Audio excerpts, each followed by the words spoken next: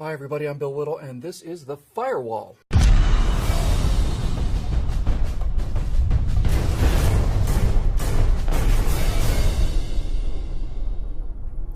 The first half of the 20th century was a time of truly unbelievable oppression and murder.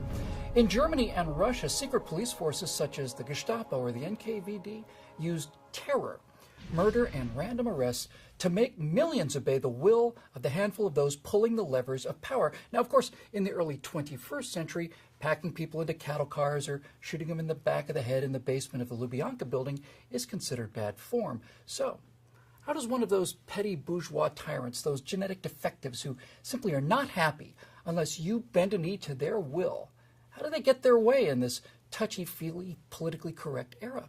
What fig leaf is there for these naked power and money grabs now that the workers' paradise or the Aryan Superman shams have been exposed? Well, how about if we save the planet? You like the planet, don't you? You don't want your children frying to a crisp or drinking insecticide, do you? Of course not. Give us all of your freedom, and that'll be $40,000. Now, that may sound a little hyperbolic, but that's what's happening all across the country, but especially in the Northwest. I was in Washington State recently on a speaking engagement, and on a 2-hour drive from Seattle Airport to Bellingham, Washington, I got a chance to hear tales of our new Dyed Tyranny, the dictatorship of the D student, the empire of the eco-weenies, as related to me by Glenn Morgan, property rights director of the Freedom Foundation. What kind of patchouli-scented police state is there in Washington and coming for the rest of us? Well, this kind. Let's say that you and your children are hiking in beautiful Olympic National Park. Oh, look, moose antlers. If you or your child, who didn't shoot the moose, I hasten to add, you simply found the molted antlers lying on the trail. Well, if you pick up the antlers, again, not leave the park with them, but simply pick them up, well, that's a $5,000 fine and up to 6 months in jail, according to Federal Law 36 CFR 2.1, subchapter A1I. That fine, of course, will go to the U.S. Treasury to help pay for the billboards that we have posted in Mexico, saying that deported illegals are welcome to come back to the United States. The main thing is to keep our priorities straight.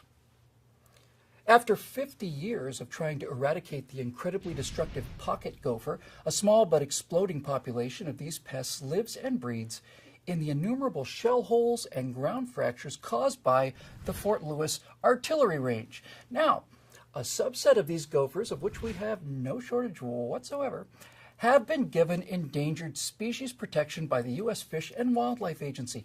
Why give endangered status to a species that is in fact so out of control that it can only be called a pest? Well, because the males of this small subpopulation apparently have larger than average reproductive organs. It's not proven, by the way, it's merely asserted, but that was enough for the anti-growth, anti-human eco-weenie zealots in Thurston County to put draconian restrictions on what people can do on their own property in the name of protecting these fragile, delicate, large-membered gophers that were bred on an active artillery range. Now, since these are obviously conservative gophers, the irony becomes almost unbearable.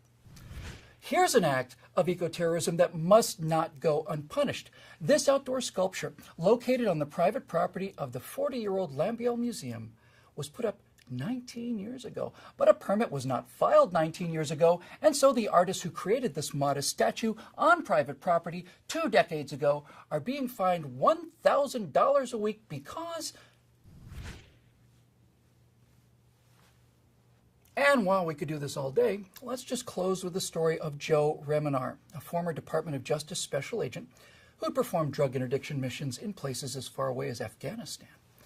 This domestic terrorist, in the eyes of Whatcom County, Washington State at least, decided to put a pond on his own property in order to process mercury tailings from his gold mine, in order to bury radioactive waste from his nuclear reactor. No, in order to build a wetlands habitat for migrating birds.